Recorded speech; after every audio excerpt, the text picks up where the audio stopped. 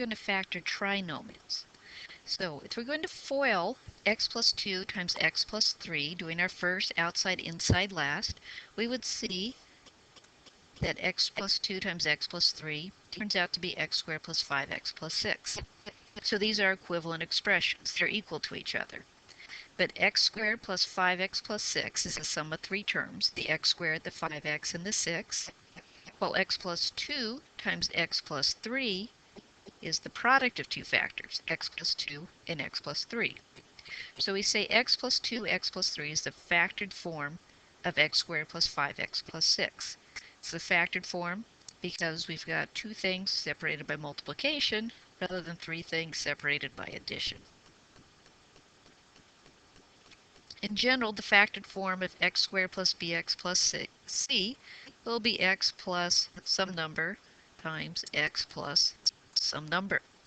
How do we find those unknown numbers? It's going to be what we're focusing on now. We need to look for two numbers whose product equals c, so two numbers that multiply to equal the constant, but whose sum, so add up, to equal the b, the coefficient of the x. Sometimes you're going to be able to just guess what the two numbers are, but we'll use a systematic approach, and when you get comfortable with it, then you can try guessing and testing. So first example here, x squared plus 5x plus 4. We'll first focus on the constant, the 4. What we want to look for is what numbers multiply together to give us 4. So 1 times 4 and 2 times 2. Also, negative 1 times negative 4 would multiply to positive 4, and negative 2 times negative 2 would multiply to positive 4. And then what we're going to do is look at the sum of each of these pairs. 1 plus 4 is 5, and 2 plus 2 is 4. Again, what we're looking for are two numbers that multiply to equal the constant of 4, but sum, add up to equal the b value. So this is the pair of values we want. They multiply to equal 4, and they add up to equal the 5. So our factored form of this trinomial will be x plus 1 times x plus 4. And we better check that. So to do the check, we'll FOIL back. X times x is x squared. X times 4 is 4x. 1 times x is 1x. And 1 times 4 is 4. Gathering the like terms, we get x squared plus 5x plus 4, which is what we started with. And so this is our factored form.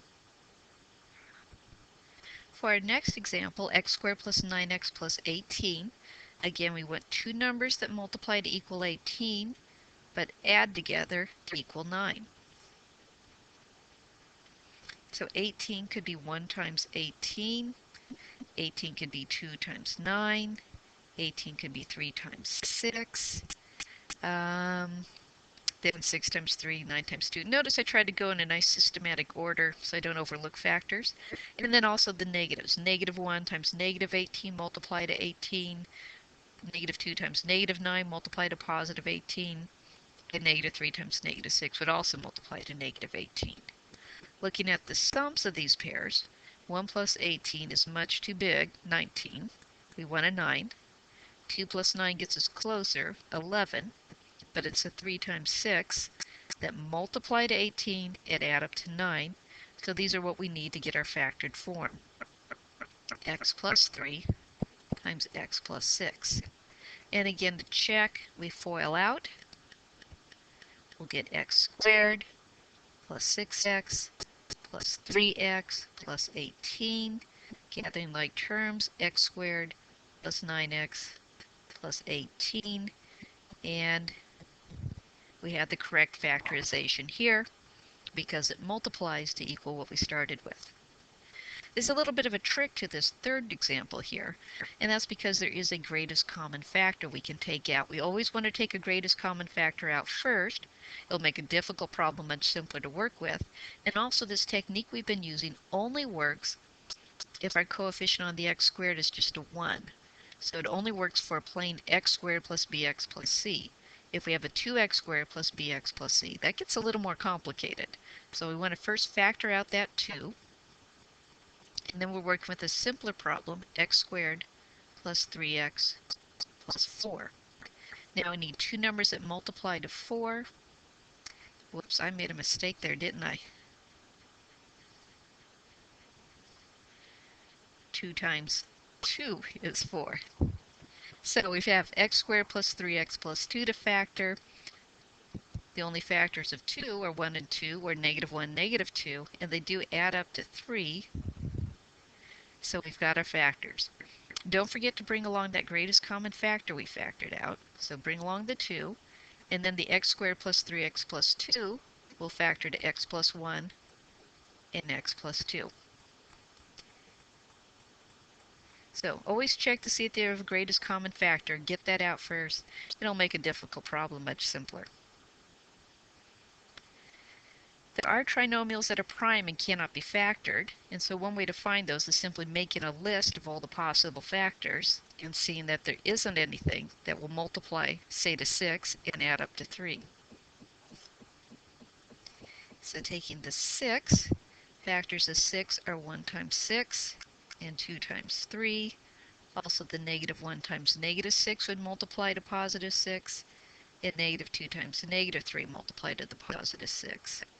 But when we look at the sum of all these factors, we'll get 7, 6, negative 7, and negative 6. Nothing adds up to the 3, so this is prime. Same thing over here. First, this looks promising with the 5 and the negative 4. Our factors of 5 would be either 1 times 5 would multiply to 5, or negative 1 times negative 5. But when we look at the sums again, 1 plus 5 is 6, negative 1 plus negative 5 is negative 6, and it might be tempting to try to use, say, positive 1 and negative 5, because those do add up to negative 4, but 1 times negative 5 multiplies to negative 5, not positive 5, so that's not going to work.